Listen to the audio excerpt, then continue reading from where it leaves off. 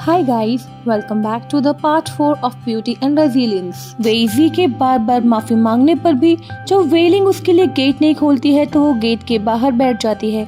तभी वहाँ एकेडमी का डीन आ जाता है और वो वेइजी को अपने साथ ले जाता है। वेइजी उसे सारी बात बताती है तो डीन उसे समझाता है कि जो कुछ भी हुआ इसमें तुम्हारी कोई गलती नहीं है, खुद को ब्लेम करना बंद करो। तभी डीन को वेइजी के हाथ में एक जेड ब्रेसलेट दिखाई देता है। वो उस ब्रेसलेट को पहचान जाता है क्योंकि वो ब्रेसलेट उसके फ्रेंड का था। दैट मीन्स वेइजी के जो दादाजी थे वो डीन के फ्रेंड थे।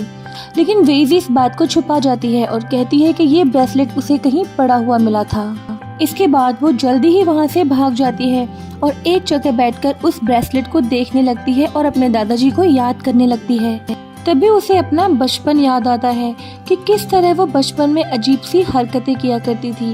वो जिस भी चीज को गुस्से से देखती थी उस चीज में आग लग जाती थी और वो चीज जल जाती थी। इसीलिए बचपन से ही लोग उसे मनहूस मानते थे। उसकी माँ को ये बात पसंद नहीं थी। एक बार गुस्से में उसकी माँ ने उसे कमरे में बंद कर दिया था। लेकिन उसके दादाजी मिस्टर ग्यू हुई जुआन उससे बहुत प्यार करते थे और उन्होंने ही उसे वो जेड ब्रेसलेट गिफ्ट किया था। दूसरी ओर रेन गॉड यैन से मिलने आता है तो यैन उसे बताता है कि मेरी चेस्ट पर जो घाव है आजकल उसमें बहुत जल्दी पेन शुरू हो जाता है। मुझे समझ नहीं आता कि ऐसे कौन सी वार हुई होगी जिसमें मुझे इस तरह का घाव लगा। मुझे कुछ भी याद क्यों नहीं आता। ये सुनकर रेन गॉड खुद में बड़बड़ाने लगता है कि अच्छा है तुम्हें कुछ भी याद नहीं, जैसे कि वो कोई बात यैन से छिपाना चाहता हो।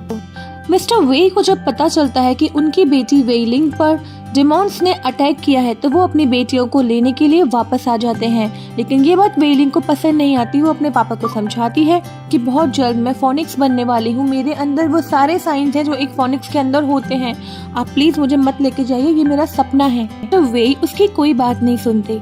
वो उससे कहते हैं तुम हमेशा से इतनी जिद्दी क्यों रही हो, अपनी वजह से न सिर्फ खुद की बल्कि अपनी बहन की जिंदगी को भी तुम खतरे में डाल रही हो। तो वेइलिंग को गुस्सा आ जाता है। वो कहती है आपको हमेशा से छोटी की चिंता ज्यादा रही है। आपने कभी मुझे अपनी बेटी नहीं माना और कभी मुझे वो प्यार नहीं दिया जो आप उससे करते हैं। और आज भी जब आपको पता चला कि मैं फोनिक्स बनने वाली हूँ और मेरा नाम पूरी दुनिया में रोशन होने वाला है तो आपसे ये बात बर्दाश्त नहीं हुई और आप मुझे लेने चले आए। मिस्टर वेई उसे कस के एक थप्पड़ लगाते हैं और गुस्से में वहाँ से चले जाते हैं। वेइजिंग जब गुस्से में अपने पिताजी को जाते हुए देखती है तो वो भागकर अपनी बड़ी बहन वेइलिंग के पास आती है और उससे पूछती है कि क्या आप दोनों के बीच में कोई बहस हुई है। तो वेइलिंग अपनी बहन से पूछती है कि मुझे सच बताना, अगर मैं फोनिक्स बन जाऊंगी तो क्या तुम्हें अच्छा लगेगा, क्या तुम खुद फोनिक्स नहीं बनना चाहती। इस पर वेइजिंग हंसने लगती है और कहती है कि फोनिक्स एक बहुत बड़ी पोजीशन है, कौन फोनिक्स नहीं बनना चाहेगा, लेकिन मैं जानती हूँ कि मेरी बहन सबसे बेस्ट है और वो ही फोनिक्स बनेगी और मुझे इस बात में बहुत खुशी होगी। डेमॉन किंग जो कि वेइलिंग को फोनिक्स समझता है वो वेइलिंग को लेने के लिए एकेडमी पहुंच जाता है, लेकिन वो अंदर नहीं जा पाता क्योंकि वेइलिंग के घर के आसपास मास्टर यैन ने एक बैरियर बना दिया था। डेविल प्रिंस ओया जो बार बार वेइजी को छेड़ता रहता है वो इस बात से परेशान है कि वो वेइजी की तरफ अट्रैक्ट हो रहा है। उसे धीरे धीरे वेइजी अच्छी लगने लगी है। तभी उसे किसी की बात याद आती है कि कुछ समय पहले उससे किसी ने कहा था कि अगर तुम्हें एक ऐसी लड़की मिले कि तुम उसको प्यार करने से खुद को रोक नहीं पाओ तो उसे पाने के लिए जो कुछ कर सको वो सब कुछ करना। तभी वेइजी की नजर डेमॉन किंग पर पड़ती है जो एक एनर्जी के रूप में वहाँ से निकलता है। डेमॉन किंग वेइजी को पकड़ लेता है और वेइलिंग को ब्लैकमेल करता है कि अगर तुम बाहर नहीं आई तो मैं इसकी जान ले लूंगा। वेइलिंग अंदर से ये सब देख रही होती है लेकिन वो इतनी घबरा जाती है कि वो बाहर निकलकर नहीं आती। वेइजी बेहोश हो जाती है और वो गिरने ही वाली होती है कि तभी मास्टर यैन आता है और उसे थाम लेता है। मास्टर यैन और डेमॉन किंग में भयंकर फाइट होती है। तभी डेमॉन किंग को खबर मिलती है कि उसका मैजिकल फ्लावर हुआरोंग मिसिंग है और वो वहाँ से चला जाता है। सब कुछ खत्म हो जाने के बाद वेइलिंग बाहर निकल कर आती है और इससे पता चलता है कि वो बहुत सेल्फिश है। मास्टर यैन सोचता है कि वेइलिंग को पकड़ने के लिए खुद डेमॉन किंग को आना पड़ा, इसका मतलब हो ना हो वेइलिंग ही फोनिक्स है। वेइजी के होश में आने पर वेइलिंग उससे माफी मांगती है और अपनी जान बचाने के लिए शुक्रिया अदा करती है। इस पर वेइजी कहती है कि मुझे अच्छा लगा कि मेरी जिंदगी आपकी काम आई। तभी वह मास्टर यान आता है और वेइजी से कहता है लेकिन मुझे ये बिल्कुल अच्छा नहीं लगा कि तुमने अपनी जिंदगी को खतरे में डाला और इसीलिए तुम्हें पनिशमेंट मिलेगी।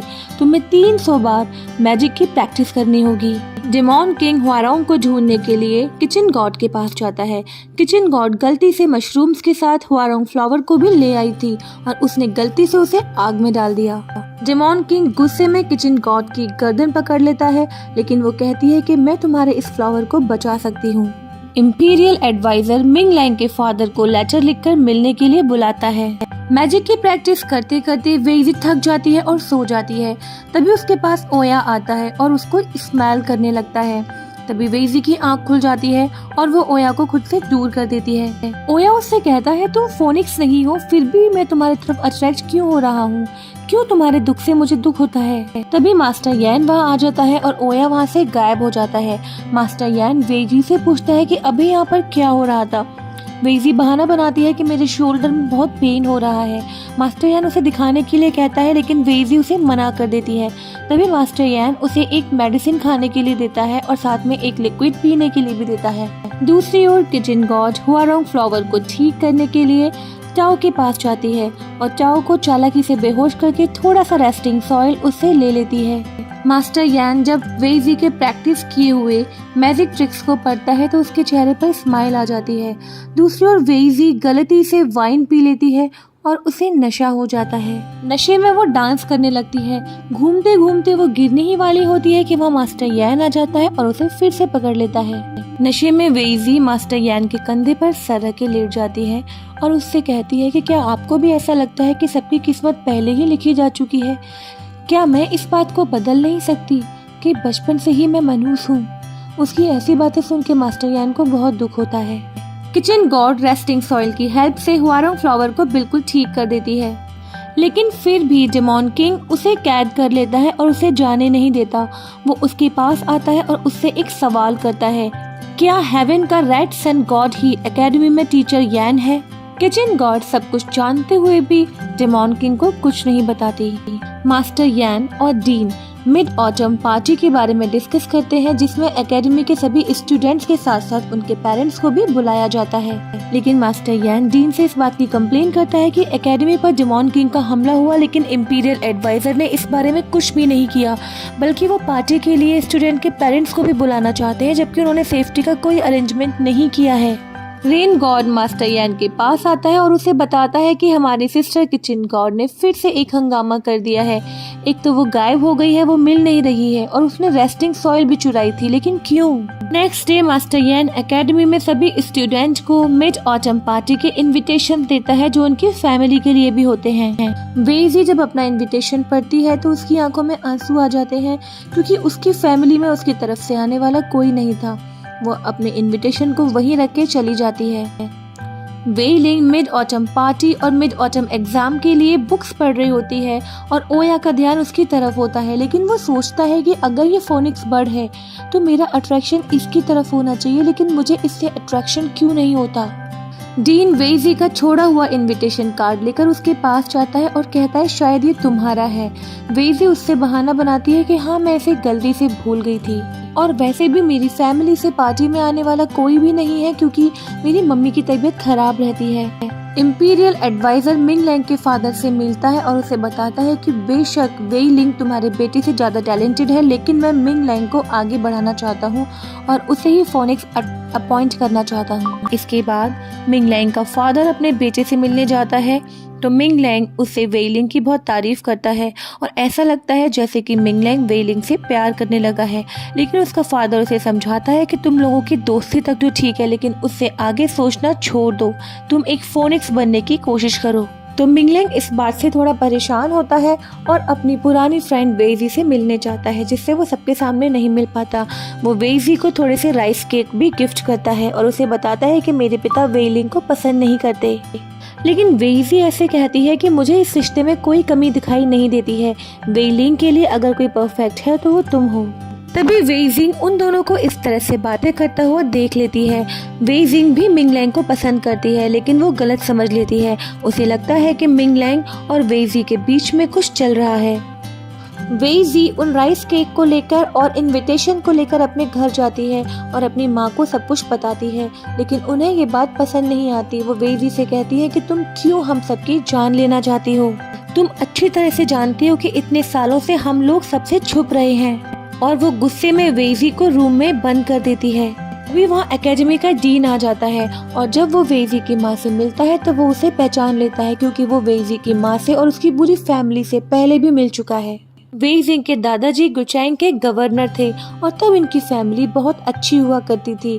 उस वक्त डीन वेइजी के दादाजी का फ्रेंड था, लेकिन क्योंकि वेइजी बचपन से ही अजीब थी और उसे सब मनहूस समझते थे, इसलिए उनकी पूरी फैमिली को सजा मिलती है और वेइजी को सबके सामने जिंदा जलाने का ऑर्डर दिया जाता है। सबके सामने वेइजी को एक लोहे की जंजीर से बांध दिया जाता है और कुछ लोग उसकी तरफ आग लेकर बढ़ रहे होते हैं, लेकिन वो जैसे ही चिल्लाती है वो लोग नीचे गिर जाते हैं। तभी वेइजी के दादाजी तलवार लेकर उसे बचाने के लिए स्टेज पर आ जाते हैं।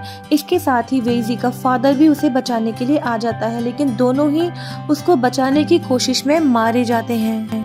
वेइजी के दादाजी मरते वक्त उसको अपना जेट ब्रेसलेट देकर जाते हैं। ये सब देखकर वेइजी को बहुत गुस्सा आता है। वो इतनी जोर से चिल्लाती है कि बचे हुए सारे सैनिक उसके गुस्से से जल के मर जाते हैं। वेइजी की माँ अपनी बेटी के साथ गुचैंग सिटी छोड़कर यूदी सिटी में आ जाती है, लेकिन अब उसके मन में वेइजी के लिए नफरत आ चुकी थी। उसे लगता था कि इसकी मनहूसियत की वजह से ही मेरे पति और उनके पिता मारे गए थे। वो डीन को बताती है कि अब मेरी सिर्फ एक ही इच्छा है कि मैं अपने बेटे को एक अच्छी जिंदगी देना चाहती हूँ, क्योंकि मेरी बेटी से मैं नफरत करती हूँ। और इसी के साथ ये बात भी खत्म होता है। तो ये पार्ट आपको कैसा लगा आप मुझे कमेंट बॉक्स में जरूर बताइएगा, और वीडियो पसंद आए तो प्लीज बिना लाइक किए जाइएगा मत। मिलते हैं नेक्स्ट पार्ट में। Till then tata bye bye सायोनारा एंड टेक केयर।